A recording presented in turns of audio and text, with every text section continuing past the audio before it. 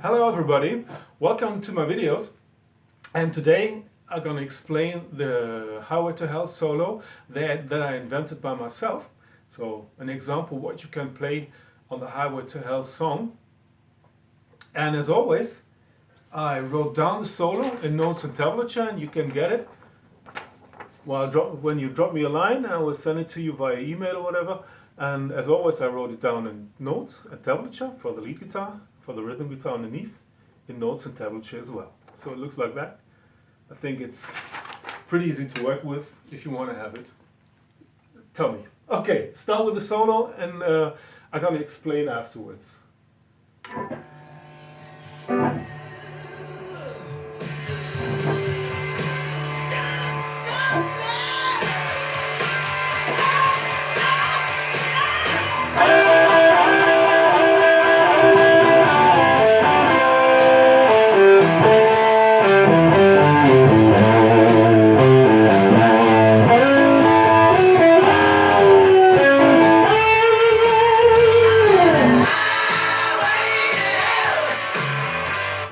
That's it. Okay. I played the solo, and the structure I follow the structure of the original solo played by Angus Young in general, but I used a different position in the scales that I use for the solo. I've the last solo I explained that Angus Young is using major and minor pentatonic to produce some kind of tension, to make it more exciting or more interesting, to make the solo more interesting. And I explained that already, and I used that for the solo as well, to show what you can do by yourself by using a major and minor pentatonic. And I changed the position.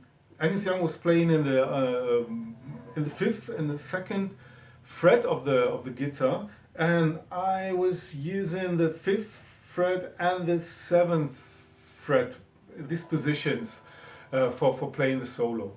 So the scales I used are as well as Angus Young did, the major pentatonic and the minor pentatonic. And the major pentatonic in the fifth position I'm going to explain, is like that.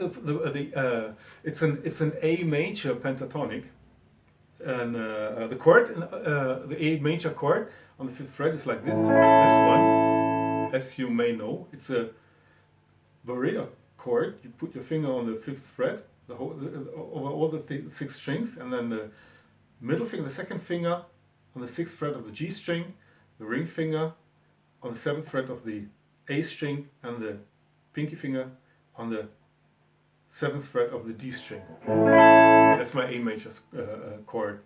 Okay, and in this position I play the A major scale. It goes like this. I start on the fifth fret on the E string with my second finger, and then I play the seventh fret of the E string with my fourth finger, change to the A string on the fourth fret with my first finger, the seventh fret on the A string with my little finger, with my fourth finger, and on the D string, the fourth fret with my first finger, and then the D string, the seventh fret on the D string with my fourth finger. I change to the G string, and I play the fourth fret, with my first finger, and the sixth fret with my ring finger. I change to the B string, fifth fret on the B string with my second finger, seventh fret with my fourth finger on the B string. I change to the E string, fifth with my second finger, and seventh with my fourth finger. So all in all, it goes like this.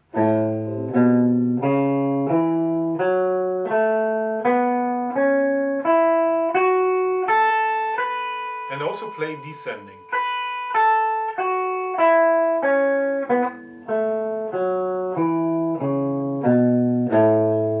Okay, this is the major scale, and the minor scale goes like this. It starts on the fifth fret of the E string as well, and this pop-ups are freaking me out.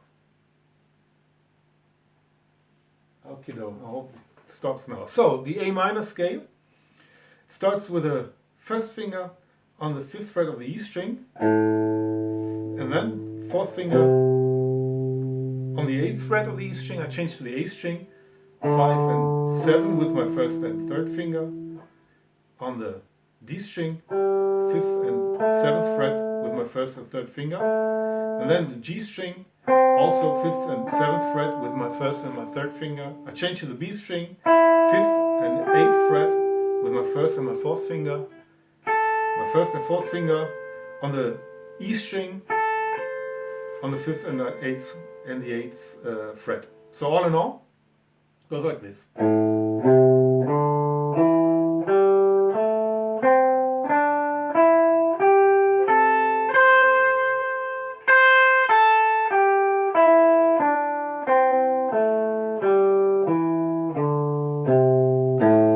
I played it ascending and descending as well.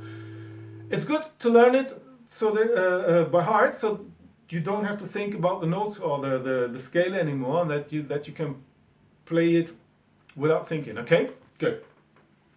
Okay, now I explain the solo step by step. What I played, I start with a double stop, so I play 2 strings at the same time, and I start on G and the B string with my 3rd and my 2nd finger, my 3rd finger on the 9th fret, my 2nd finger on the 8th fret of the 9th fret of the G string, sorry, and the 2nd finger on the 8th fret of the B string, and I played a lightly slide this way, and then I change it with my 1st finger on the G and B string as well, on the 7th fret, made a slide to the 5th of these 2 strings, play the 7th fret of the D string with my ring finger, and then I change to the G string and play the 7th and the 5th fret with my 3rd and my 1st finger. Then I change to the D string, play the 7th fret with a ring finger, then the 5th fret on the D string with my 1st finger, then I change to the A string, play the 7th fret with my ring finger, with my 3rd finger, and then I play the 7th fret of the D string also with my ring finger. And then I have to take a look at the notes, not to make a mistake.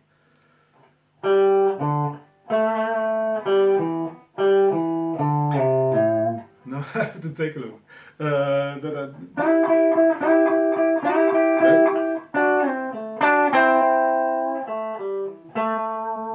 That's the point I explained. After that I play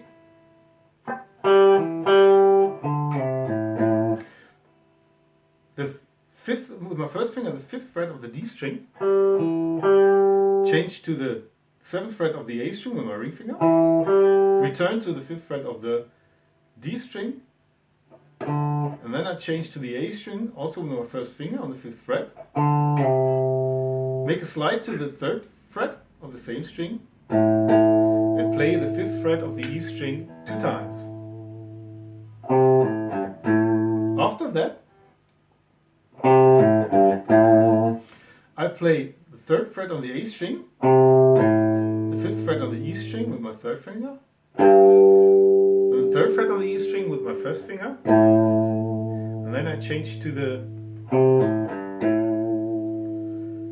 5th fret of the E string with my ring finger again. So all in all was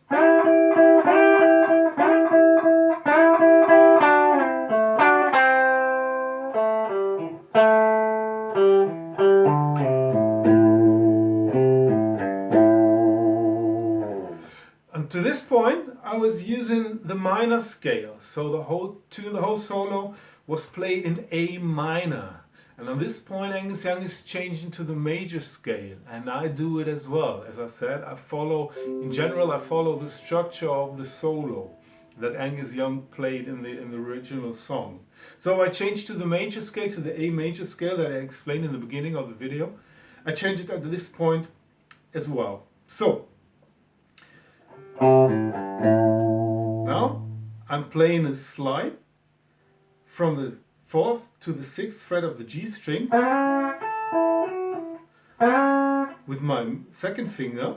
Then I play the 5th fret on the B string with my first finger, the 5th fret on the E string with my first finger as well.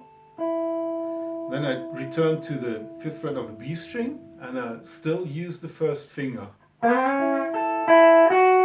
After that I play the 7th fret of the B string with my ring finger. I return to the 5th fret of the B string where I still have my first finger. Now I'm making a bend without picking the string, a half tone bend, a half step bend, so that the note sounds as if I was playing the 8th fret of the B string. And I make a release, so I bend up the string without picking the string. When I'm on top of it, I'm picking the string and let the string bend down. So I come down to the 7th fret of the B string again. I hope I explained it the right way so you understand. As I said already, I'm not a native speaker, so I'm searching for the right words, and I hope you can follow what I'm playing. So sorry for that, for my mistakes in the language. And okay, so that was the phrase, the whole phrase that I just explained.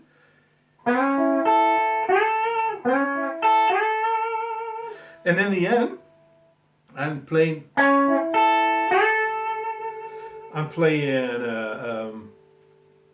I have to take a look. Yeah, that's the right. Okay, I'm playing the 6th fret of the G string again, and after that I play the 5th fret of the B string and the 5th fret of the E string with my first finger, and then I'm using my ring finger and make a slide from the 8th to the 10th fret of the B string.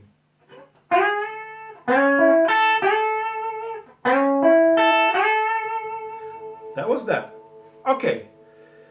Slow, and all in all, it goes like that. First of all, I start with a double stop. That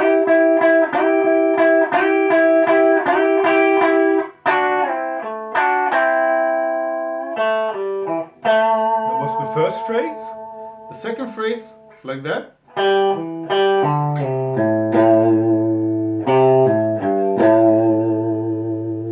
And then I'm changing, that was the minor part of the solo, and now I'm changing to the major part of the solo.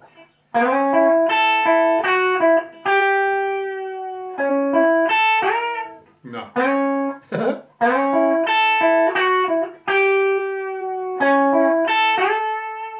That was played the right way, okay.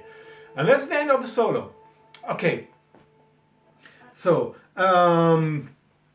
this is an example how you can make a solo by yourself by using two different kind of scales in one solo, in one solo, and it shows how you can use the method of mixing major and a minor mode in one solo, like Angus Young did. So I hope you can do something with it. Be creative by yourself. Try to invent something by yourself on the basic of these two scales. Try different positions on the fretboard.